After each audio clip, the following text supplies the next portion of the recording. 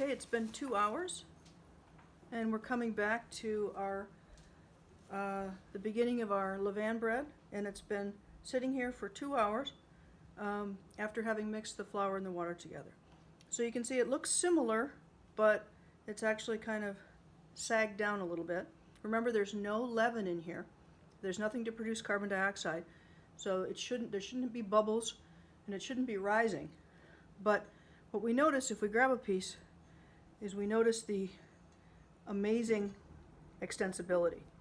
This is one of the main reasons to do autolyse. 2 reasons to do autolyse. Number 1 is to make sure the flour is well hydrated without mixing, so that we don't have to mix so long later. That way we won't incorporate very much oxygen. But the other reason is to jumpstart the bacteria and the enzymes. And you'll notice that this is so extensible, and the reason it's extensible is because the protease in the flour has started to break down the gluten. So gluten is forming with the water, but at the same time the protease is breaking it down, making it incredibly extensible. So it's one reason we can do a relatively high amount of water and without having it be too soupy. So it becomes extensible, hopefully leading to large holes later on. But so I'm going to go on to the next step, which is adding the Levain and the salt. My Levain, which I fed yesterday, is ripe and ready to go to mix into the bread to leaven it. So the first thing I'm going to do is to make sure that I save a little bit of Levain to feed it. I never want to put all of my Levain into my bread, or I won't have any left to keep it alive. So you always want to have some.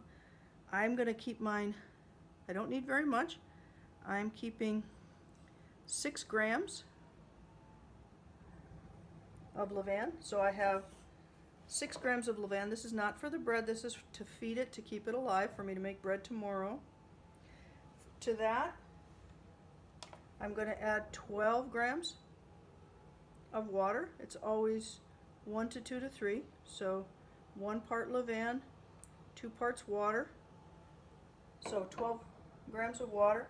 And then I have 18 grams of flour. Okay? I'm going to put that aside and I'll mix that in a bit. Now I'm going to put my Levain in. I should have close to what I need. I'm going to add 175 grams of Levain. And because I did the calculation, I don't tend to want to waste any. I have just about exactly what I need. So I have 173.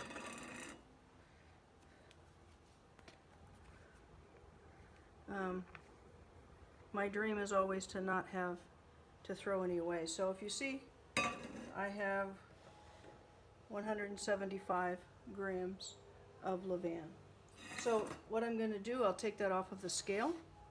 The 2 ingredients that I'm going to add, I'm going to mix in the Levain first, and then I have 11 grams of salt, which I will add later.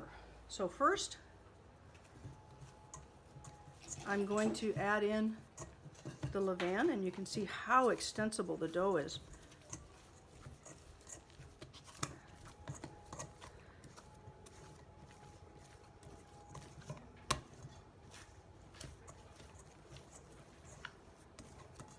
You can certainly make this without doing an autolyse.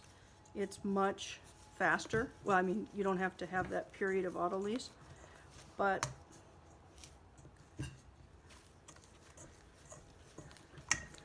the autolyse is one thing that contributes to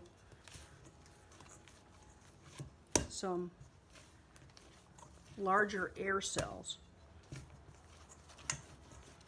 Again, I'm using my fingers together as a paddle, and I'm just turning the dough over.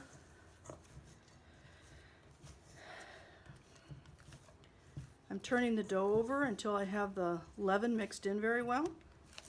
After that, I'm going to add the salt.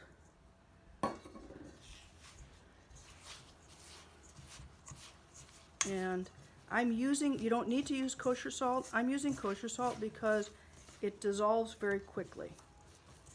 So I'm just going to mix this with my hands.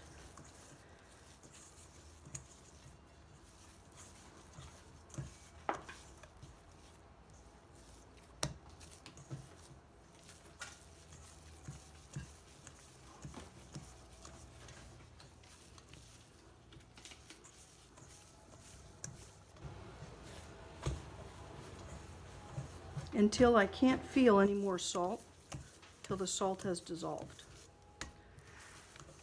If need be, scrape the sides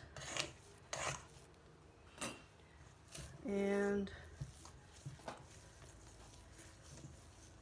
mix until the salt is completely dissolved.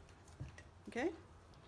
Just so we don't forget, we're also going to mix up this little bit of Levain. I'm going to let that sit all day, and I'll feed it again tonight. I'll elaborate it so that I have enough Levain to make another loaf tomorrow.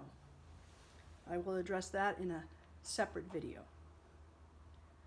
Okay, so this dough here is ready to sit for an hour and a half to 2 hours until the first fold.